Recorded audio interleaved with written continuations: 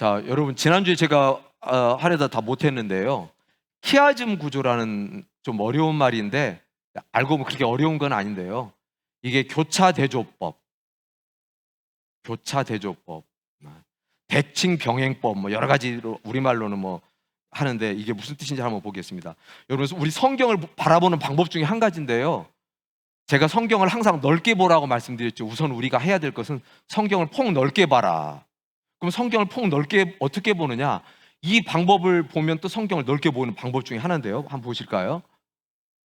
이게 히브리인들은 문학적인 글을 쓸 때는 문학적으로 이런 방법을 쓰는데 이걸 알면 성경을 본 눈이 또 달라지기도 하거든요. 한번 보실까요? A라고 하는 문장이 있어요. 그러니까 예를 들어서 문장이라든지 뭐 구라든지 단락이라든지 또는 성경 전체를 보는 장이라든지, 근데 만약에 문장으로 먼저 예를 들면 A라고 하는 문장을 쓰고 그 다음 B라는 문장을 썼죠. 그 다음에 이제 C라는 문장을 썼잖아요. 그 다음에 이제 어떤 문장이 오냐면 D나 E가 오는 게 아니라 5개라고 했을 때 A, B, C 다음에 D가 오는 게 아니라 B 다시가 와요. B 다시. 그리고 A 다시가 옵니다. 이게 우리가 알아보기 쉽게 이렇게 배치를 하자면 이런 식으로 문장이 되어 있어요. 그래서 그 중심에 C가 와요. 잘 보실까요? 그래서 C를 중심으로 해서 B와 B 다시가 대칭으로 연결이 되고요. A와 A 다시가 대칭으로 연결이 됩니다. 우리가 성경을 볼 때 제가 나무를 보지 말고 숲을 먼저 봐야 된다 이런 얘기를 했는데, 그래서 이 성경을 보면은요, 굉장히 이것을 염두에 두고 보면은 많이 열립니다. 예를 들어서 골로새서 3장 3절 4절 말씀을 갖고 한번 이걸 분석해 볼게요. 이는 너희가 죽었고 너희 생명이 그리스도와 함께 하나님 안에서 감추어졌습니다. 우리 생명이신 그리스도께서 나타나실 그때 너희도 그와 함께 영광 중에 나타나리라. 이것을 이제 키아즘 구조로 분석해 보면, 자 보세요. 이는 너희가 죽었고 너희 생명이 감추어져 있음이니라. 그리스도와 함께 하나님 안에서 그리스도께서 나타나실 때 너희 생명이 너희도 그와 함께 영광 중에 나타나리라. 자, 이런 식으로 되거든요. 좀 전에 그 문장을 분석하면, 그러면 보세요. 너희는 죽었고 맨 첫 문장과 맨 끝 문장이 너희도 그와 함께 영광 중에 나타나리라. 너희가 죽었는데 맨 마지막 문장은 뭐냐면 너희가 영광 중에 나타나리라. 대칭 구조거든요. 그 다음에 B는 뭐죠? 너희 생명이, 근데 끝 맨 다시 와서 너의 생명이, B와 B 다시 관계죠. 이해되시나요? 자, 감추어져 있음이라 C가 어디로 오자? 대칭으로 와서 나타나실 때. 그 다음에 D는 뭐죠? 그리스도와 함께. 그 다음에 B 다시가 그리스도께서. 그럼 중심에 뭐가 옵니까? 하나님 안에서. 그래서 보통 이 성경에서는요, 이 중심에 있는 것이 중심 핵심이 되는 경우가 많아요. 그래서 우리가 여러분들 창세기부터 계시록까지 보면 이거를 우리가 익히고 성경을 보면, 예를 들어서 마태복음을 보잖아요. 그러면 마태복음도 1장부터 28장까지 있다고 할 때 이 11가지로 딱딱 나눠지는데 그 중심이 어디냐면 이 마태복음에서 중심되는 부분은요, 마태복음 13장이에요. 하나님 나라에 대한 비유가 이 중심에 있고 A, B, C, D, E, F가 쭉 이런 식으로 나눠져요. 요한계시록 같은 경우도 이런 구조로 되어 있고 정말 신기해요. 그래서 제가 이 구조를 가지고 에스더를 한번 보려고 합니다. 에스더를 11개로 단락을 나눠보면 페르시아 왕의 권위, 글씨가 좀 작죠. 제가 많은 걸 넣으려다 보니까 아마 안 보일 수도 있는데, 페르시아 왕의 권위가 1, 2장, 3장 전반이 하만이 높아짐, 유대인 죽이라는 조서, 그 다음에 4장은 에스더와 모르드게가 조서 철회 계획 세우고, 5장에는 글씨 잘 안 보이실까 죄송하네요. 에스더의 첫 번째 잔치, 이야기 반전, 두 번째 잔치, 모르드게 에스더가 조서 철회 계획을 세웠고, 유대인 부활하는 모르드게 조서가 나오고, 모르드게가 높아지고, 모르드게의 권위가 나오고. 안 보이시는 건 할 수 없고 나중에 보세요. 근데 맨 1장, 2장과 맨 9장, 10장이요 A와 A 다시 관계예요. 페르시아 왕의 권위와 모르드게의 권위가 대칭이 되는 거예요. 자 보세요. 3장 전반에 하만이 높아졌죠. 근데 B와 B 다시로 뭐가 나오냐면 모르드게가 높아집니다. 참 신비하죠. 하만이 유대인이라는 조서를 만들었는데 C 다시 관계는 뭐냐면 유대인을 구하라는 모르드게가 왕의 조서를 내리게 되죠. 그 다음에 D는 뭐냐면 4장에 에스더와 모르드게가 조서 철회할 계획을 세우는데 뒤로 밑으로 내려오면 에스더와 모르드게가 다시 조서 철회할 계획을 또 세우는 거고, 그 다음에 에스더의 첫 번째 잔치가 2가 되고 에스더의 두 번째 잔치가 2-가 되고, 그 이야기의 중심에는 뭐가 있죠? 반전. 이야기의 반전이 오는 거죠, 위치에. 그래서 이 중심에 이야기의 반전이 있다. 이런 식으로 그러니까 성경이 예를 들어 보는 거니까 여러분들이 모르드게를 이런 구조로 모르셔도 돼요. 근데 이제 모르드게를 예를 들어 보는 것은 뭐냐면 성경을 이런 구조로 이해를 하면 참 신기하고 놀라워요. 야, 하나님 말씀이 진짜 신비하구나. 그러니까 우리가 모르는 성경의 부분이 너무 많은데 이런 것을 알고 보면 성경이 얼마나 신비한지 모릅니다. 그래서 이 중심에 이야기에 반전이 있다는 거, 이 중심을 통으로 해서 대칭 구조로 이렇게 돼 있다는 거를 말씀드리고, 자, 에스더가 주는 우리에게 주는 신학적인 메시지 몇 가지를 알아보도록 하겠습니다. 포로민들이 이 고레스 칙령으로 인해서 본국으로 돌아갈 수 있게 되었을 때 538년도 BC에 양자택일을 할 수 있어요. 근데 본국으로 돌아갈 것이냐 아니면 이 땅에 남아서 저들과 같이 살아갈 것이냐, 이걸 분리와 동화라고 했을 때 본국으로 돌아간 사람들은 에스라, 느헤미야 성경에 나오는 거죠. 에스라, 느헤미야 우리가 성경에서 봤잖아요, 그죠? 본국으로 돌아가는 거죠. 근데 여기 에스더 성경에 보면 본국에 돌아가지 않고 남아있는 사람들이 있습니다. 이거는 동화되어서 페르시아인과 살아가는 상태죠. 자, 그럼 모르드게는 어떤 선택을 한 겁니까? 여러분 둘 중에서 어디로 해당이 된다고 보세요? 분리일까요? 동화일까요? 이 둘 중에서 하나라면 동화 쪽에 가깝죠. 본국에 돌아가지 않고 여기에 남아서 같이 살아가니까. 실제로 성경에 보면 모르드게는 동화를 선택했다. 에이, 무슨 동화? 근데 한번 볼까요? 바벨론 신의 종이란 이름에 가진 사람 이름이 누군지 아세요? 바로 모르드게 이름이 해석하면 마르둑이라고 그래갖고 바벨론이 믿는 신이거든요. 그 신의 이름을 모르드게라고 지어줬어요. 그러니까 사드락, 메삭, 아벳노고처럼 우리 일제시대 때 창씨개명을 해서 다 이름 바뀌잖아요. 그렇게 된 거예요, 지금. 그리고 아까 좀 전에 말씀드렸던 것처럼 모르드게는 대궐 문에 앉았다 그러면 대궐 문에 문지기로 있나 보다. 아니에요. 그 당시 성문에 있다는 것은 높은 관료란 뜻이에요. 그러니까 페르시아의 높은 관리였고, 그 다음에 에스더도 자기 민족의 정체성을 지킨다고 안 나간 게 아니라 왕비가 되어서 나아갔잖아요. 또 다니엘도 보면 어떻습니까? 다니엘도 바벨론 시대, 페르시아 시대 높은 자리에 올랐어요. 왕을 도와줬어요. 그러면 모르드게 이 선택은 잘한 거냐 잘못한 거냐? 우리가 단순한 잣대로 보면 잘못한 것 같죠. 근데 성경을 한번 보겠습니다. 성경은 고국을 돌아가서 성전을 건축한 사람들을 칭찬해요. 성전을 짓고 메시아를 고대하면서 신앙 공동체를 이룬 사람들을 칭찬합니다. 그러면 모르드게와 에스더는 잘못됐다고 하느냐? 그러지 않아요. 모르드게와 에스더 신앙도 결코 폄하하지 않습니다. 여기 에스더를 보면 알 수 있죠. 이방 땅에서 신앙을 지키면서 투쟁하는 삶을 인정하는 거예요. 요셉도 그랬고 다니엘도 그랬다. 그래서 오늘날 우리도 세상에서 우리끼리 따로 살아야 되느냐, 세상 나가지 말아야 되느냐? 아니거든요. 너희는 세상의 소금과 빛이 되라고 하나님 말씀하시죠. 그래서 우리는 축복의 통로로 사용되는 거예요. 이방인에게 빛이 되고 축복의 통로로 사용하시려고 우리를 불러주셨지, 우리 담 쌓고 우리끼리 어디 수도원에 들어가서 중세기 수도사들처럼 그게 아니거든요. 우리도 세상에 들어가서 선한 영향력을 행사하고 소금과 빛이 되는 것도 소중하다는 것을 말씀을 드리는 거예요. 자, 에스더의 사명. 만약에 에스더가 없었다면 어떻게 됐을까요? 만약에 에스더가 없었다면 에스라, 느헤미야도 없다. 귀한 백성도 없다. 왜 그럴까요? 에스더가 무슨 상관이죠? 2차 기환을 이끄는 게 에스라였고 3차 기환을 이끈 것이 느헤미야였는데, 자, 2차 기환과 3차 기환을 허용한 왕이 누구인지 아세요?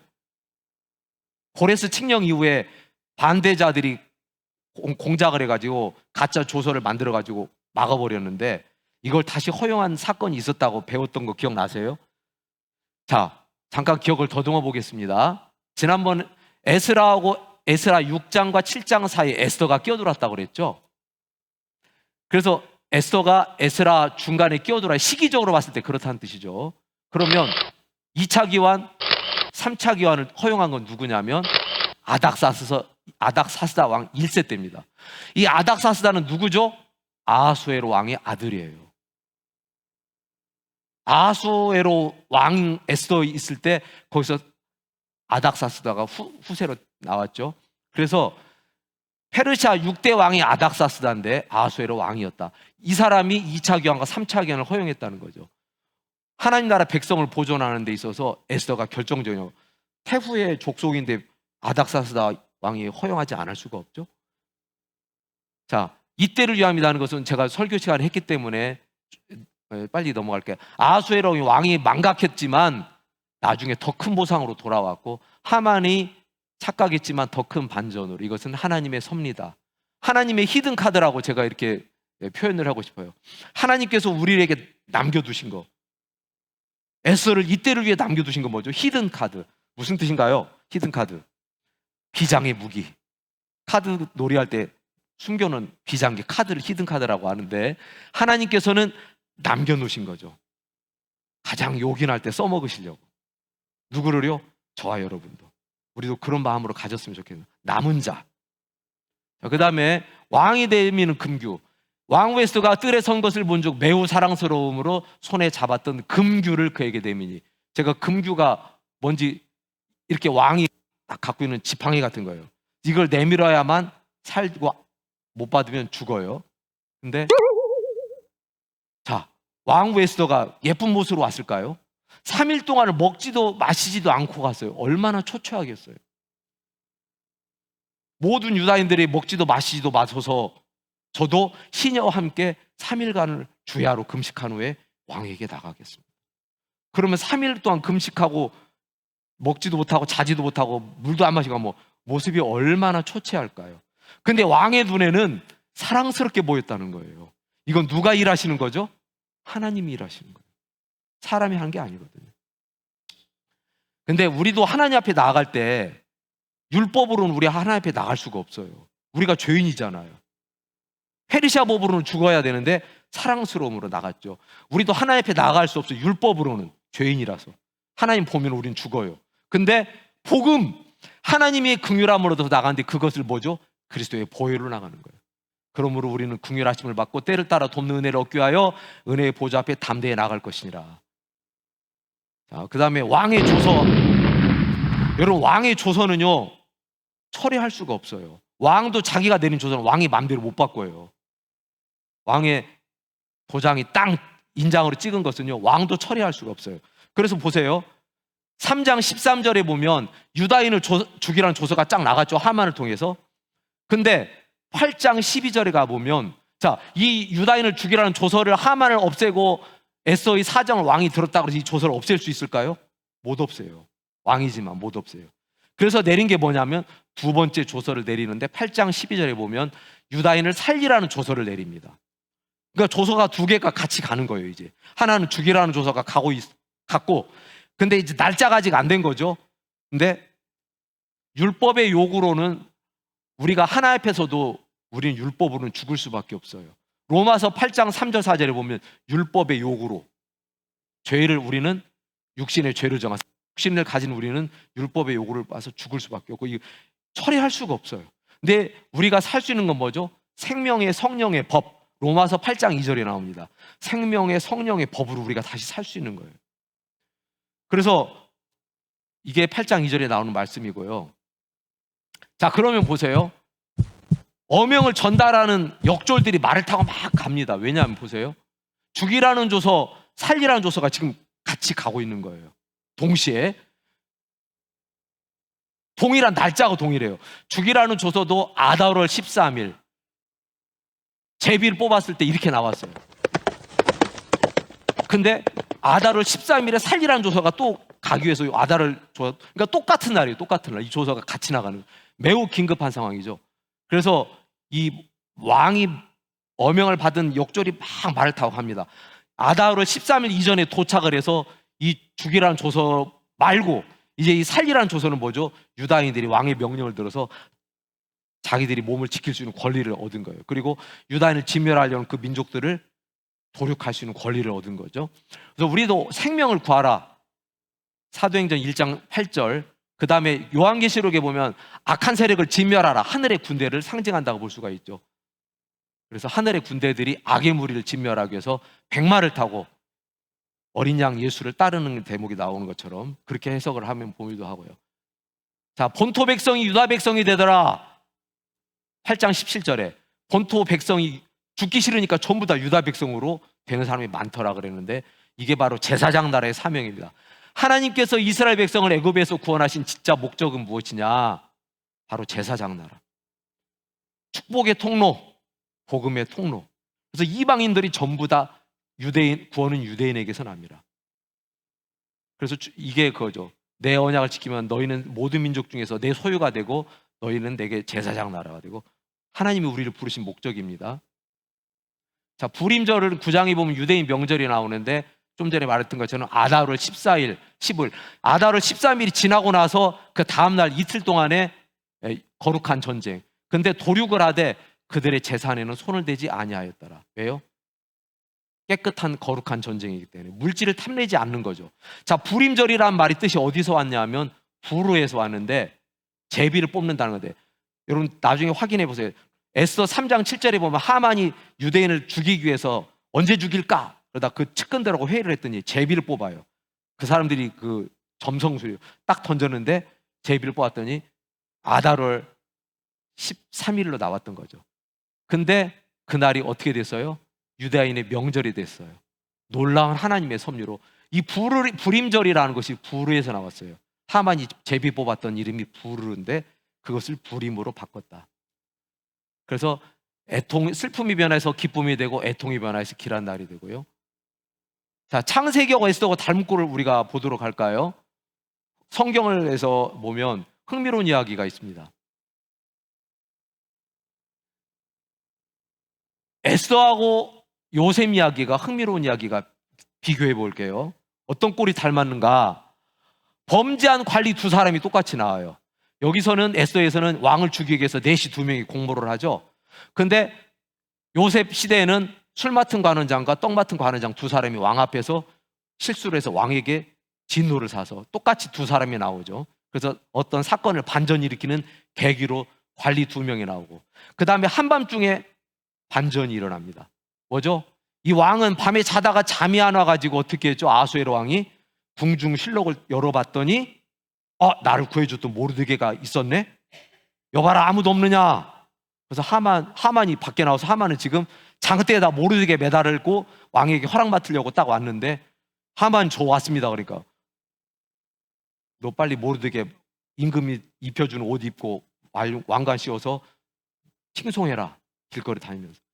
반전이 일어나죠. 요셉 시대 때 바로는 밤에 자다가 뭐예요? 꿈을 꾸잖아요.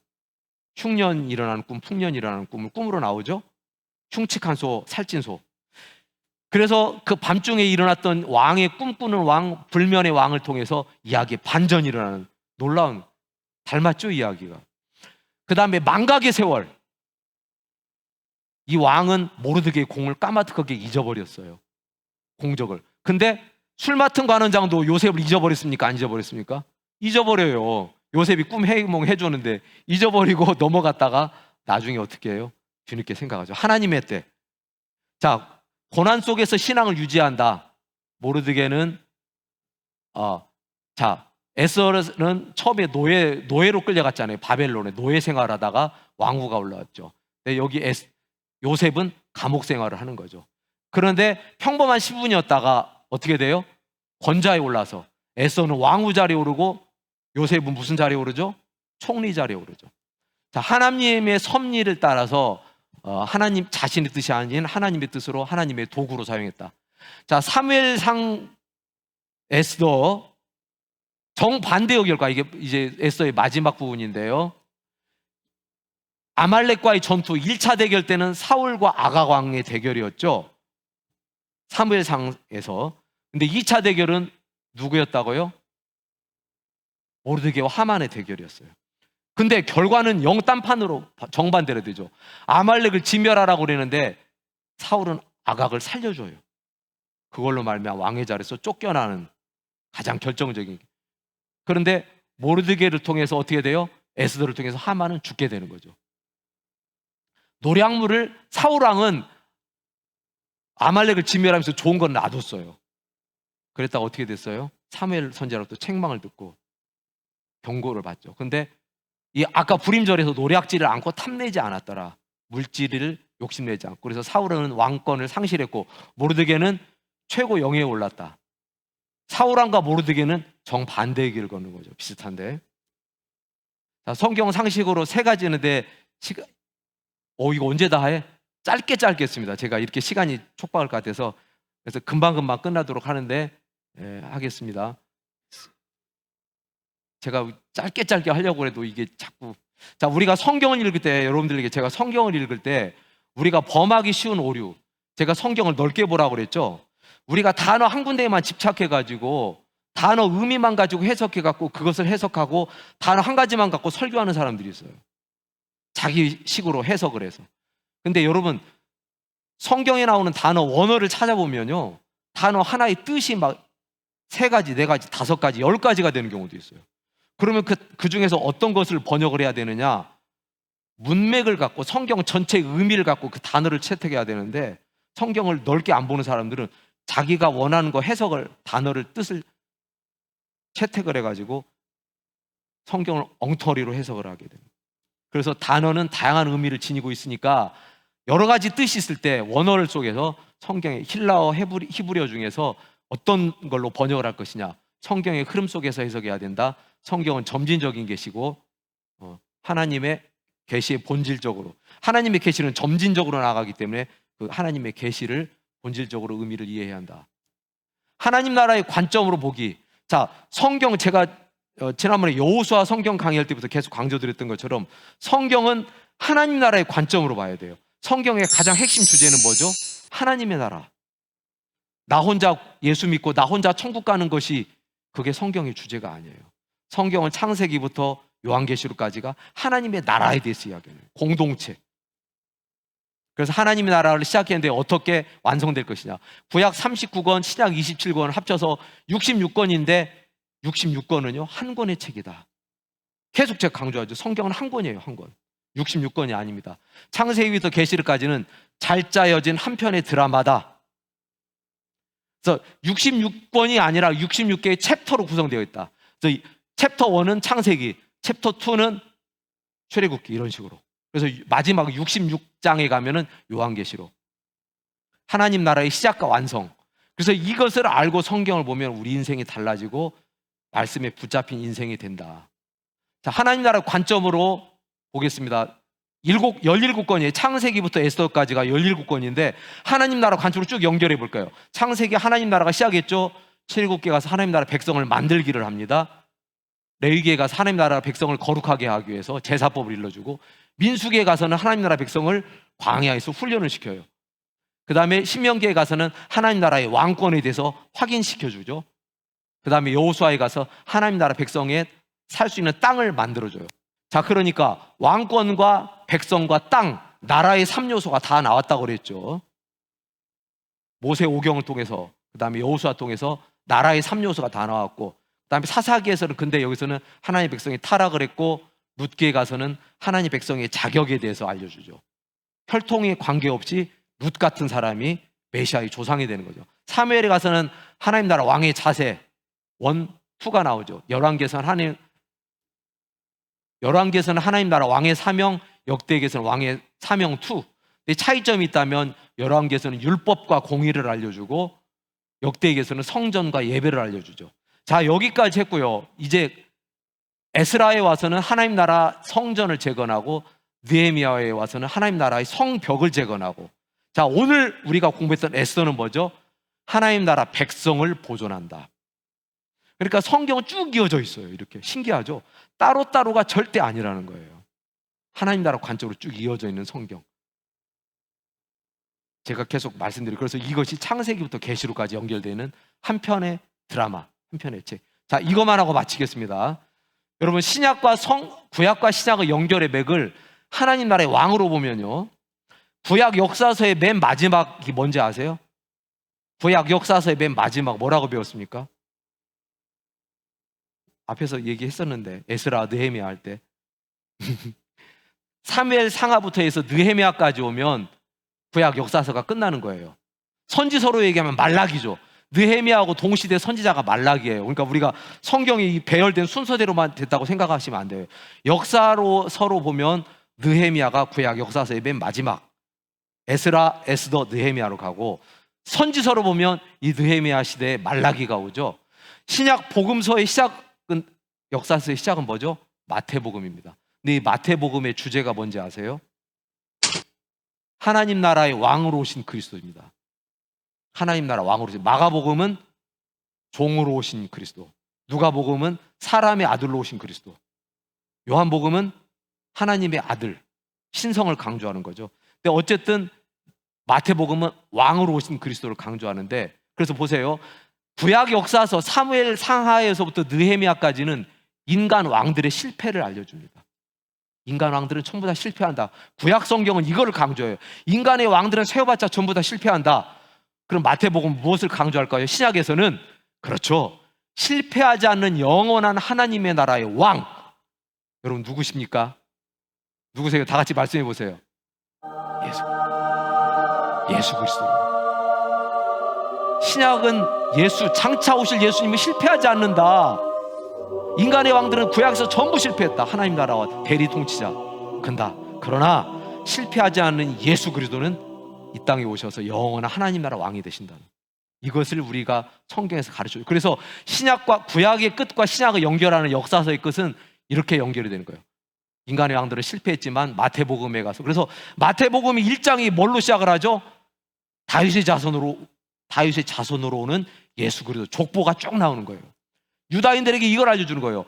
이 땅에 오신 예수님은 다윗의 후손으로 오는 메시아다. 다윗의 후손이라는 걸 강조하기 위해서 마태복음 1장 1절부터 계보가 쭉 나오는 거예요. 아브라함과 다윗의 자손 예수 그리스도의 계보라.